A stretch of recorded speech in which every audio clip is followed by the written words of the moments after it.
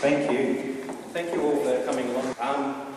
Firstly, I'd like to thank Catherine Shaw, who couldn't actually be here today. She's actually the person who made this little project happen.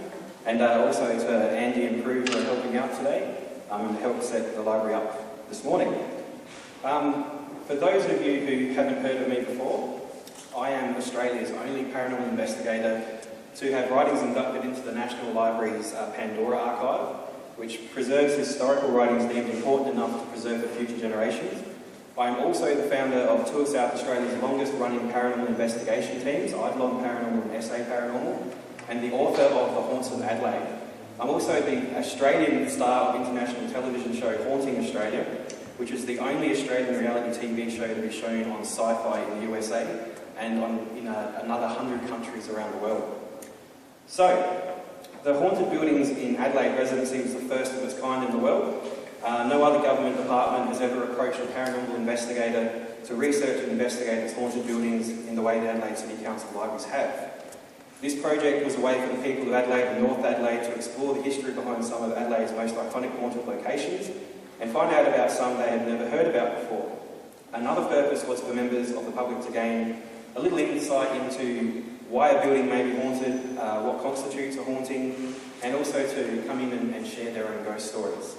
The aim was to bring people into a safe environment to talk about hauntings and other paranormal phenomena without the feelings of shame, indifference or mockery that this particular subject can often attract. Our aim was for 50 people to attend the public sessions on a Tuesday. We achieved that goal very, very quickly. And our other aims were to gather historical photos and documentation, oral histories and ghost stories, which I believe we've been very successful in achieving our goals. We hit the 50 people mark within around 4 or 5 weeks, which was really exceptional. So we had people travel as far as Smoky Bay on the west coast, and also Mount Barker, to tell the stories, and we also received letters and emails and phone calls. Unfortunately, a lot of those particular stories didn't fall within the council zone. So the council zone was the basic boundary of North Adelaide and Adelaide. So places like Glenside Lunatic Asylum fell just outside the zone, so did the Squatters Arms in Deverden, so that was just outside. The Adelaide Jail actually is in the Adelaide Council zone, so it was a place that we could actually look at. We also received a lot of media attention, which is what this slide's about right here. We got the front cover of the City Messenger. We were on The Advertiser. We were on Today Tonight. They actually came in and filmed an episode. Yesterday I was on Radio Adelaide, which is, I don't know if you've heard about that radio station. It's about to be basically shut down, and they're going to build a new building on their building on North Terrace. And that actually building there is actually haunted as well, believe it or not. So another aspect of the project was to add old photos to the city archives, the City Council archives, so that future generations can see just how much Adelaide and North Adelaide have changed over the years. While we didn't hit our full goal for this aspect of the project, we did actually add 50 new photos to the archives that hadn't been seen before, and we added a number of videos and audio oral histories as well. So today I'm going to run you through just a few of the photos that we collected, around 5 of them. Other than the last time I've done this presentation, because this is the second time, these haven't been seen publicly before, but I do believe they have gone live on the internet as of yesterday, and so is all the research I've collected over the last 3 months. That's now all live on the Adelaide City Council website, so there's 44 stories so far. So we'll get into the photos straight away, and I will just let you know that after we finish the presentation there is a chance for a Q&A session, so if you do have questions you want to fire at me, that would be quite good afterwards. So our first photo, this photo is actually of Herbert and Lucy Cole's wedding on March 24th, 1910. They were married in Adelaide. This photo was most likely taken at the Googer Street studio photographer Sam Cole, who is a relative of the married couple. The next photo is of Harold James Buckingham Tremaine. This is a baby photo taken in 1882 at either the Royal Prince's Studio at 68 King William Street or the Temple of Light Studios at 44 Rundle Street, Adelaide. This gentleman went on to serve in Egypt during World War I with the 9th Light Horse Division, leaving aboard the ship Geelong in 1915 as a private and returning to Australia as a corporal 2 years later. He lived the rest of his life in Kapunda with his wife and family, and this particular gentleman actually turns out to be my grandfather. and I actually do have this photo right here if anyone wants to actually have a look at it after I finish talking later on. This is the original, and you can actually see the studio names in the back of it as well.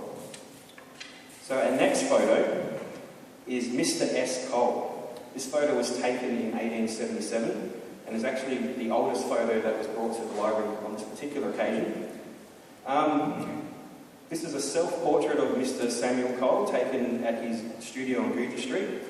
Mr. Cole had his first photographic studio on Field Street in 1890, then moved to 116 Guja Street from 1891 through to 1898. And then he unfortunately suddenly died in his studio and was buried on the 21st of July 1898 at West Terrace Cemetery. And next photo is of Annie Leake. Annie Leake was born in Georgia, USA in 1839. Born without arms, she learned to sew and braid hair with her feet. She went on to give classes in braiding, but eventually found herself earning more money by being part of the circus freak sideshows at Quincy Barnum. She married a steamboat captain, Mr. Thompson, and visited Adelaide in 1880. Aged 41 as part of the sideshow and may have been an attraction at that year's Royal Adelaide Show. This photo is actually a postcard marked 1910 Royal Adelaide Show, so it may have been part of a keepsake collection of previous sideshows from the Royal Adelaide Show, or it is marked incorrectly from the original owner. Our next photo is of the Art Gallery of SA, circa 1893. And this photo is also by Sam Cole Photography Studio on Guja Street.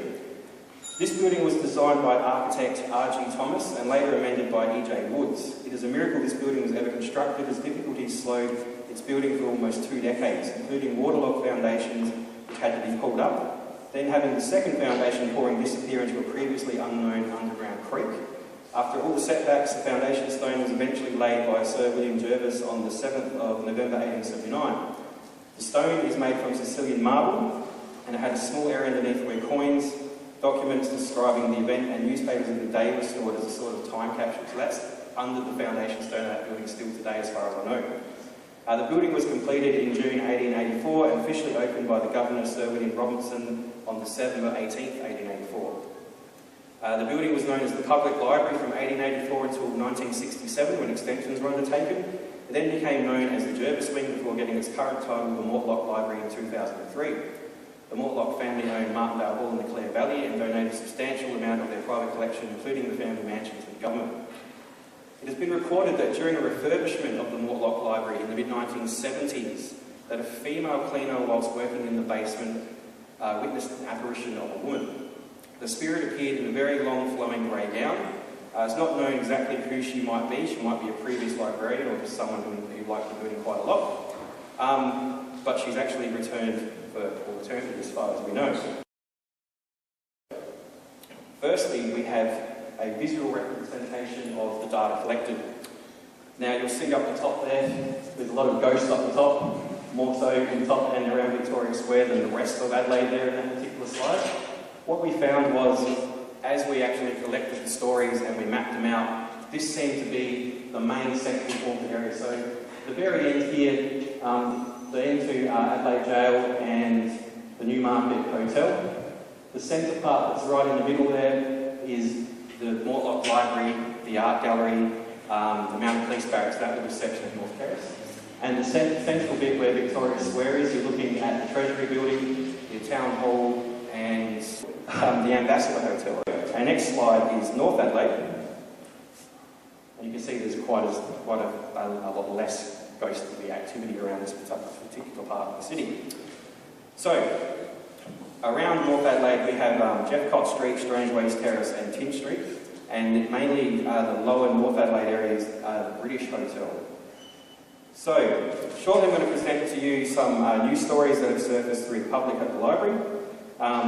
But did you know that the building that we're actually standing in right here is actually haunted as well? As is the City Library. So the first place we're going to look at is the City Library. And the City Library was built, was rebuilt in 2013. It used to be the Harris Scarfs building. You may remember Harris Scarfs being in Ronald Mall. When they knocked that building down, or actually when they built the first building in 1917, there was actually a story about a gentleman who fell into the concrete foundations. There we go. Now he was actually recorded as dying on the location, and as far as they knew, they couldn't pull him back out and he suffocated and was left there. Now, he allegedly haunted level 3 of Parascount's building for quite some time. People used to report him in the rear elevator, and he used to come up and a shadow would be seen walking down the hallway. Now, people in the current library have said some stuff has happened as well, as have people in other shops in Parascount's, well actually in what's called now Rundle Place now. What people don't realise though, is that when they knocked down the building, McMahon's actually took all the concrete from the original building and re-crushed it and spread it back through the new building. So if Harry is still actually in that concrete, he's spread right around the entire building now. One of the other deaths that happened, which has just come up on the screen there, is in the 1970s. A gentleman actually walked into Parascount's when it used to sell farm machinery and guns. He actually bought a gun in the rear of the building and shot himself in front of all the staff and customers. And he was also allegedly haunting the building. So my next location is one you are going to recognise straight away, hopefully. There you go. So this is the North Adelaide Library and Community Centre, obviously. This building opened in 1883 after a public subscription was funded for funding was sought. The building was purpose-built to house a local community centre, which features this hall that we're standing in at the rear, small library at the front, office space upstairs, and a post office on the eastern side. The building has been reported as haunted by current library staff, who have heard things such as footsteps ascending the staircase when no one is present, footsteps through the library hallway before the public has been allowed access, and what sounds like chains rattling coinciding with the footsteps. With a little assistance from a local North Adelaide historian, who I do believe may actually be here, I'm not actually sure, he's now hiding. We actually were able to research the death of a former Lord Mayor named William Bundy, who actually died in the rear section of this particular building. So that's where we are right now. Now, Mr. Bundy was at a wedding reception for a friend of the family's daughter, which he attended with his own daughter. After giving a rousing and emotional speech, he sat down and suddenly fell ill. He was taken into a room behind the stage, this one right here, and passed away from a heart attack in his daughter's arms. Now, the X, which you can't quite see properly on the screen, is actually marks the spot roughly where he died. It is described in one of the newspaper stories that we come across. The reason that I conclude he is the resident spirit here, he's pretty much the only death that's been recorded in this building. And when you put that together with the jangling chains that you see in the next photo that he's wearing there, it kind of puts two and two together that a big man that walks through this building with jangling chains would probably be this particular person. This photo here, by the way, is from Wikipedia, so you can look this one up for yourself. So our next location is also right here in North Adelaide, and it's Honeywell House. Now the following two locations were brought to the library by a gentleman from North Adelaide, who, although he didn't experience anything in these buildings himself, he gave me all the information needed to find the people who had experienced paranormal activity within the buildings. These are both previously unheard of hauntings by the general public in Adelaide. The first is Honeywell House, which is located at 51 Palmer Place, which is currently used as a medical practice. It was originally built for the Honeywell family in 1901. Mr. Honeywell worked for Charles Burke and Co. Drapers in Rundle Street, Adelaide, and he was quite a wealthy man. Unfortunately, Mrs. Honeywell suffered from terrible depression and took her own life with a cutthroat razor in the bedroom at the top of the staircase in the house. The house was sold 2 years later to F.W. Bullock, another Lord Mayor of Adelaide, and it was in this period that the ghost stories began to emerge from the house, which persists to this day, of a 40-something-year-old woman standing at the top of the staircase looking forlorn. Mrs. Honeywell was actually aged 47 at the time of her suicide. There is also reported poltergeist activity and disembodied voices. In this case, sometimes crying or sobbing can be heard. So our next location is 66 King William Street in the city, which is currently occupied by the Adelaide Institute of Business and Technology. The original building here was the studio of notable photographer Townsend Duryea, which burned down in 1875 and reopened a year later as Nixon Studios. There are also shops known as the Adelaide Bazaar, which featured butchers and other market-style shops. In 1903, the site was remodelled and opened as the Covent Garden Restaurant, which ran successfully until 1948. In 1949, the property was demolished and the current building we see today was constructed for the Commercial Banking Company of Sydney. Operated in the building from 1982, after which it has been used by many different commercial enterprises until the current tenants moved in. A few years ago, the AFL shop operated from this building, and it was during this time that ghost reports began to surface, particularly from the basement area. This spirit was in obvious distress and looked as if she'd been burned quite severely. She would appear in the basement and stare bewildered into the large empty room. On other levels, people would report feeling incredibly hot on the coldest of days, and there were also reports of screams inside the building with no known source. So after a little research, I discovered that in 1948, the Covent Garden restaurant had burnt to the ground, with 5 people dying on site and one a few days later in hospital. Many other people were also injured. This correlates directly with the sight of young girl in the basement, looking as if she is burnt, and the screams and unusual heat felt in the building. So one of the other little side notes that we discovered about this particular story, when the place was burning down, there was a gentleman on the 3rd floor who had his hands on fire. He jumped out a window and he scurried down a drain pipe on the side of the building. The fireman put his hands out. He said, "Thank you very much for putting the fire out in my hands," and he got on a tram and come home to North Adelaide somewhere. And he was never heard of again, so no one actually knows what happened to that fella, but it's reported that way in the newspaper. So our next location is the Ambassador Hotel. The original licence for this hotel was purchased in 1841 by Richard Pepperell. In 1873, the licence was moved to the nearby Lloyd's Coffee House, then back to the original premises in 1881, when the site was resold. The new owners rebuilt the hotel and opened it as the United Services Hotel. The name it retained until 1931, when it was changed to the Ambassador Hotel. The hotel was rumoured to be haunted, but the stories were few and far between, with allegations room 103 was home to a resident spirit. As it turns out, the dining room is actually the home of the resident spirit, who staff told me is thought to be an ex-employee named Mary. According to staff, Mary started working and living on site at the age of 15. She eventually became the dining room supervisor and worked until she was 93 years old, dining in the hotel in her sleep. The staff told me they had experienced Mary in the dining room on the 1st floor of the building and never anywhere else. They have reported that her energy feels positive and that she acts much like a caretaker would. She's been sighted in hallways and the dining room and appears to be around 50 years of age, so perhaps that was the happiest period of her life. I searched many records for Mary, but to this day I haven't been able to find anything that specifies her directly or exactly what her last name is, which is a little bit unusual considering that she worked for 78 years in that hotel, which is quite a long time, and you think there would have to be some kind of record held that, longest serving period in a hotel or something like that. So our next location, we're coming back again to North Adelaide, and we're going to the British Hotel. So the British Hotel was first licensed in 1838, and like all hotels in Adelaide's early days, the basement was used as a makeshift morgue. The upstairs section of the hotel was a private residence for some time until it became accommodations. I recently went to the hotel and I spoke to the owner and manager, Richard Spaldings, who filled me in on a host of ghostly activity to do with a person that they've named Claude, who they believe may have hung himself upstairs in one of the 4 bedrooms. Claude has been seen in kitchens as a shadow person. He's also known to move things around in the building, but probably his most energetic haunting happens to do with the basement there. So some time ago, Richard started a morning shift and went in to pour a beer for someone.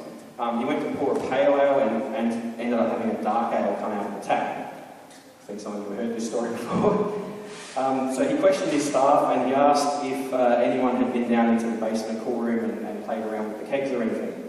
And everyone denied going down in there. So he went down there himself and he found that all the kegs had been re-tapped. So all the one style of beer had been tapped into a wrong tap and all the pressures had been changed and hoses had been pulled out and all these kind of things.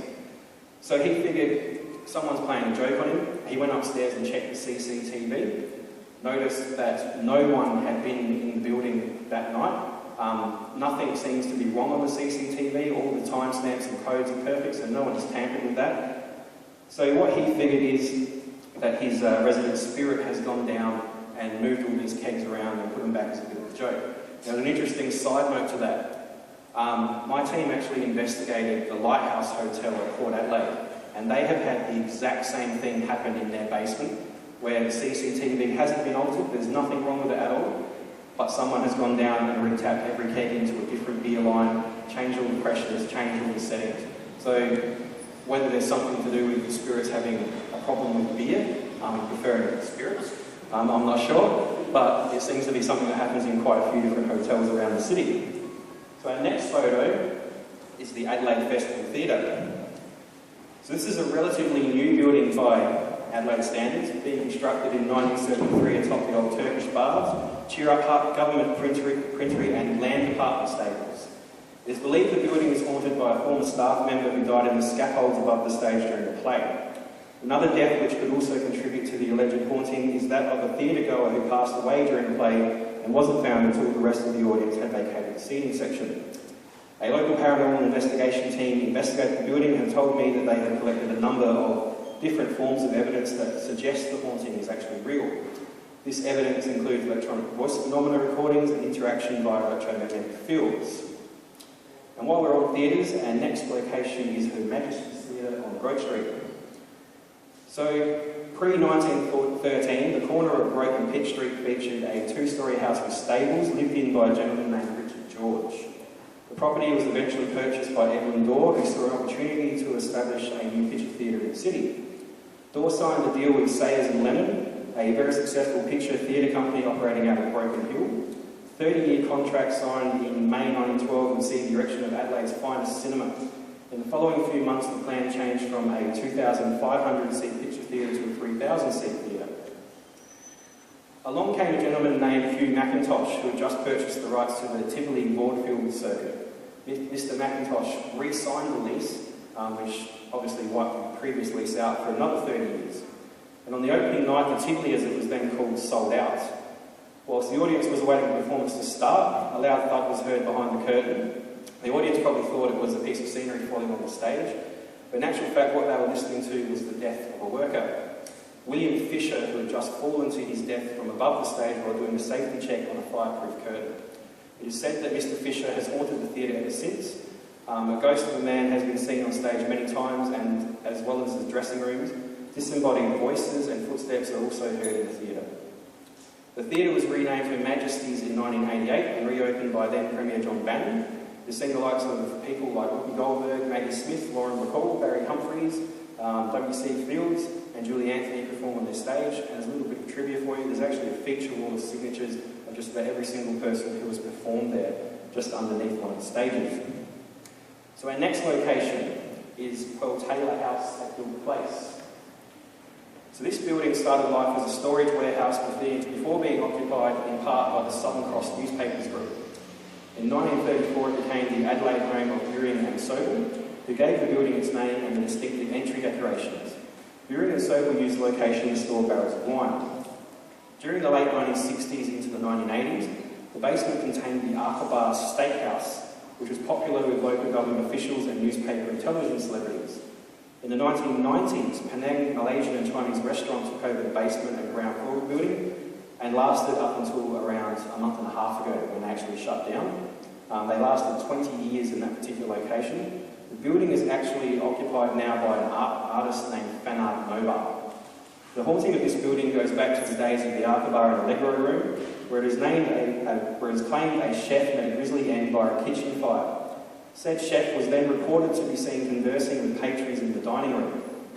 Often the patrons would praise his food, then the real chef would come in and ask how the food was, and the patrons would tell him they spoke to the other chef, of which the first chef would say, "I'm the only chef here, so who's the other guy?" So, to finish with my top 3 haunted locations in Adelaide and North Adelaide.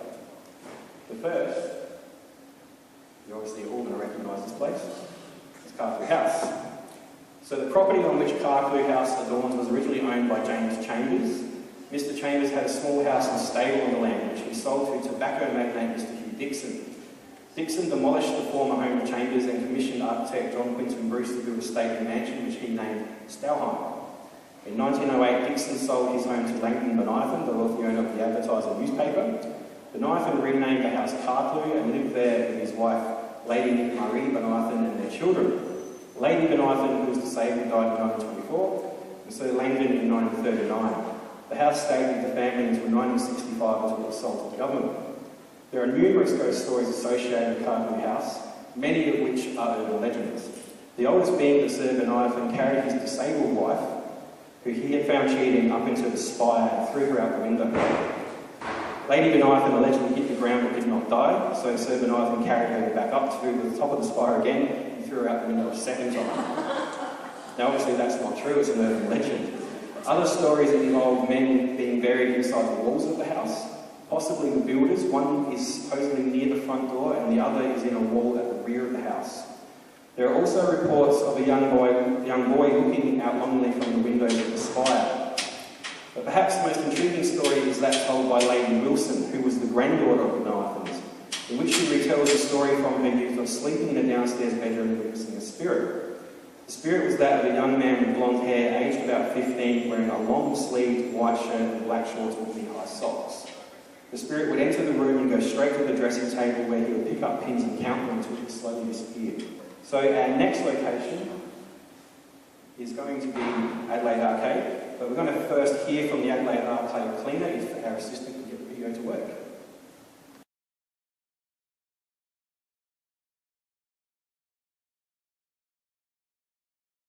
I've had quite a few. I've had like weird footsteps. I've had like a couple of workers that worked for me, and they come through telling me that they've heard like footsteps and someone's touching them around their hips and around their ribs.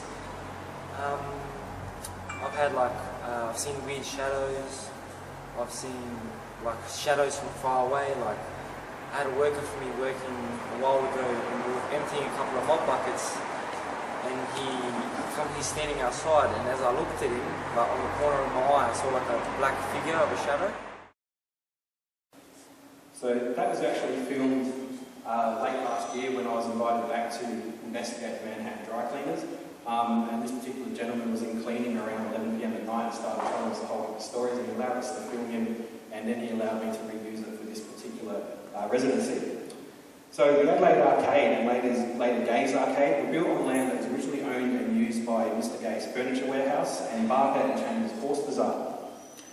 A fire started in Mr Gay's Furniture Warehouse basement, which would burn down not only his premises but that of adjoining stores.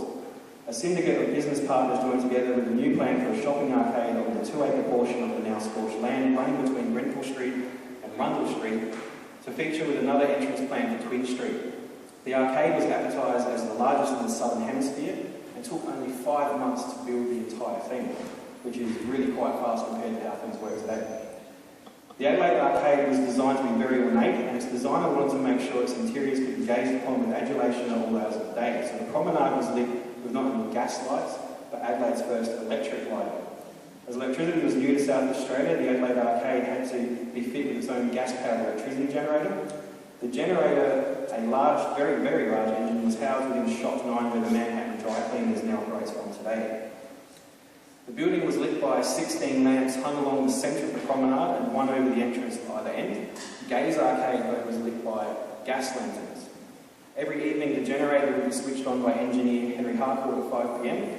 The power would take around 15 minutes to generate, and then the lights would come on at 5:15 PM until closing, which was roughly around 9 PM. The Adelaide Arcade was extensively remodelled in 1935 and then again in the 1960s when it was decided that the upstairs section of the arcade could be better utilised. A design was drawn up to install a balcony and create more business space, thus garnering the arcade 50 new shops on a brand new second level. In the 1990s, the arcade owners upgraded the facades of all the shops, installing wood panelling and other improvements. Some of that cost was actually undertaken by the owners of the shops themselves, which gave the Adelaide Arcade a much broader and classier appeal than the chrome look of an earlier period. Now, the resident spirit of the arcade is said to be Mr Francis Clooney, who was the resident beadle, which is a term used to describe a gentleman who acted as a cross between a concierge and a security guard. Now, Mr Clooney famously lost his life in 1887 when he fell or was possibly pushed into the gas-powered electric generator that was housed in Shop 9. Mr Clooney has been seen consistently ever since patrolling his former workplace. In particular, he is seen on the second level, which was not present until almost 100 years after his death. He is known to the staff in the Manhattan Dry Cleaners as well who think of Mr Clooney's family. His constant presence is felt by the 4 generations of the Berry family who work there. He's been seen and heard in particular by Jason Berry, who has interacted with the spirit for the past 3 decades. And Jason is a little bit sensitive and has told me that Francis seems like he's a fairly happy happy-go-lucky kind of guy, but he doesn't like people coming into his arcade and causing a ruckus, and that'll actually make him come out and do things to people. He also doesn't like electrical devices. One of the stories that was told to me was of a gentleman who went up to fix the air conditioning. If you've been to the arcade any time recently, as you walk through and you look up, you might remember above the second level there's a little rounded section, kind of like this up here, that has big portholes in it. That's actually the ventilation, and behind that is the air conditioning. And one of the stories we were told was about a gentleman who was up there trying to fix the air conditioning. He put a hammer down, and when he looked back to get his hammer had lifted up in the air and then dropped down again. And that was basically the end of him working there as an air conditioning installer. He quit right there and then, and never went back.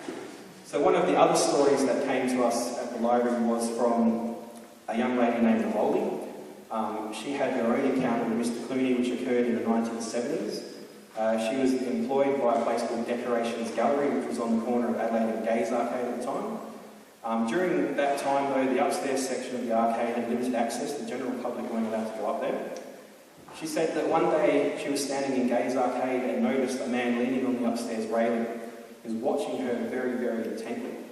She knew instantly that this man was Mr. Clooney, that she had heard so many stories about.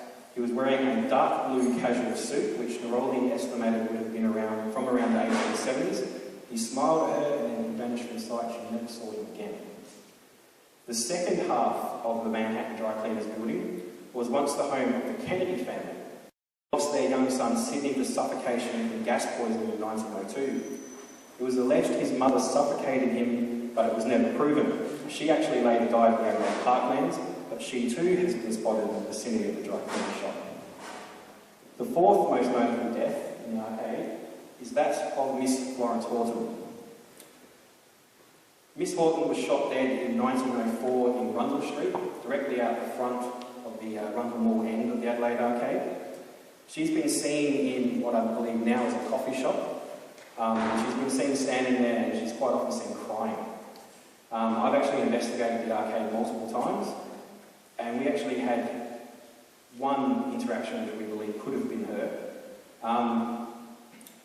But she's mainly seen down that end. Mr. Horton, her husband, was actually hung in the Adelaide jail as well, only about 3 months after a particular event happened. So what actually happened was she was walking down Rundle Street with two of her friends. Mr. Horton came up behind her. There'd been a lot of problems with their marriage. He said, "I've got a present for you. Would you like to come down the alley?" And she said, "No, I think the present's going to be a gun." And unfortunately for her, she was right, and pulled a gun out of his pocket, shot her 3 times in the back. She took around 7 steps into the arcade and died in the arms of a police constable. He ran away, was caught around 3 days later. He was all the way up near Bridgewater. He had a sack with around 100 bullets in it, and he had enough bread and milk to last him to get to probably around Arrowdale and Victoria. So that's a 6-hour drive. I don't know how many k's that was walking, but it's a long way. So he was well prepared to escape what he'd done. So, my number one most haunted place in Adelaide is the Adelaide Jail.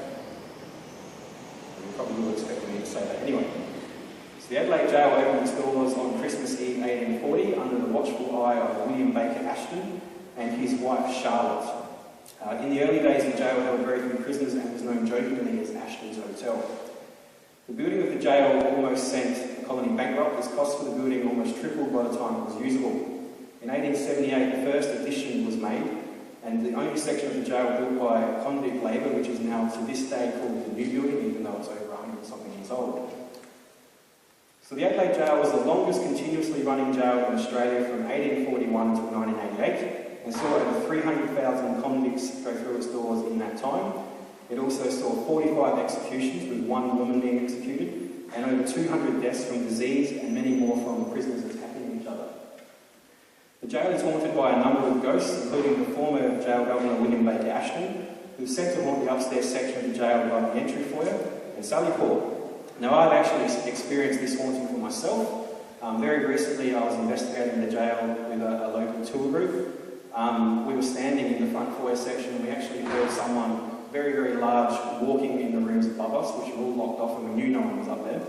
While we were doing that, all the alarms started to ring in the jail, and the security guards actually came to find out what was going on. While the security guard was standing there, he turned off the alarms, checked back in with whoever he has to report to over the radio, and then the alarm started going off again right in front of him. So we knew something wasn't right.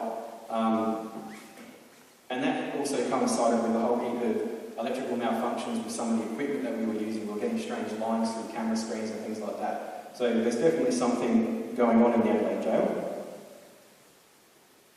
Another cited spirit in the jail is the only woman executed in South Australia, Elizabeth Woolcock, who was seen in the women's yard and the women's cell block.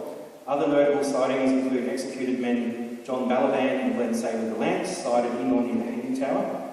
Former executioner Benjamin Ellis, who has been seen near his former home, which is near the small hallway that goes through to the new building. He's described as a very, very ugly man with a bulbous red nose and a mean demeanour. The new building seems to be the most paranormally active part of the jail, with more sightings and phenomena than anywhere else on the site. Witnesses have seen a former guard walking down the stairs section. Women have been roped. One person was held by the throat against the wall. And there have been many disembodied voices heard in this particular wing. Rather than tell you more ghost stories, I'm going to play a small video clip from the president of the Adelaide Jail Preservation Society, who is a volunteer group that has been in the jail for the last 25 years, looking after the facility by donating their time and money through tours and other initiatives. The two owners of another tour group have also started public tours in the jail, and I believe now we're up to 4 tour groups in the jail currently. So it is worth going and having a look if you get a chance. We're just going to watch a quick video, and this is, like I said, from Penny Wilkinson from the Adelaide Jail Preservation Society.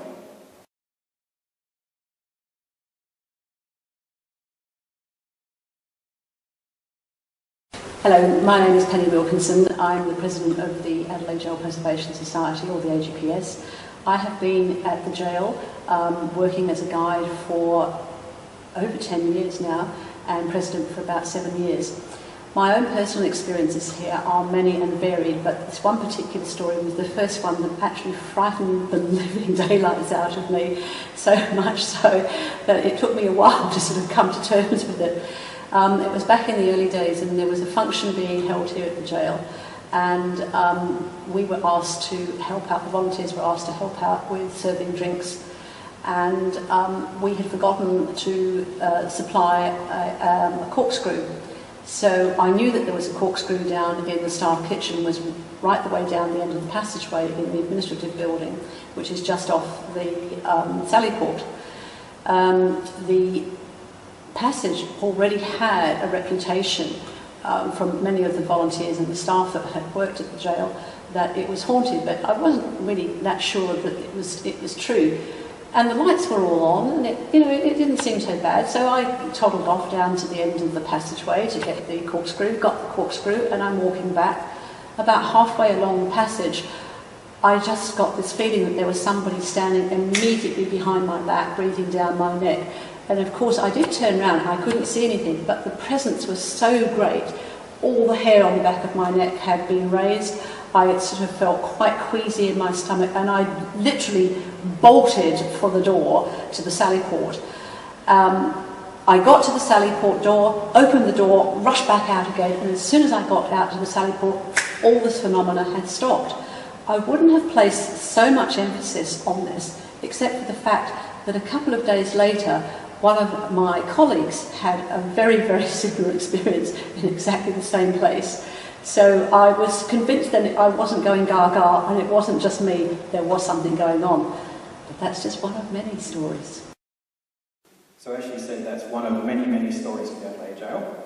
So folks, that probably concludes today's little talk. I'd like to thank you all very, very much for coming in and having a chat and listening to me talk for so long about these different ghost stories. A big thank you to Andy and Prue for helping me out. And a big thank you also to the Adelaide City Council for making this thing happen. As I said at the very, very beginning, this is a world first. It's not happened anywhere else in the world where the government has asked the paranormal investigator to come in and research their haunted buildings. So we have a very progressive, forward-thinking council here in Adelaide, which is good. And I have been told that I am being invited back to the Adelaide Library in October as part of the 175-year anniversary of the old Adelaide Jail. So we're going to be looking into the history and the ghost stories of the Adelaide Jail around October, I'm told. So that should be very, very interesting as well. So again, thank you all very, very much for coming along. I hope you enjoyed the talk. If anyone is interested very much.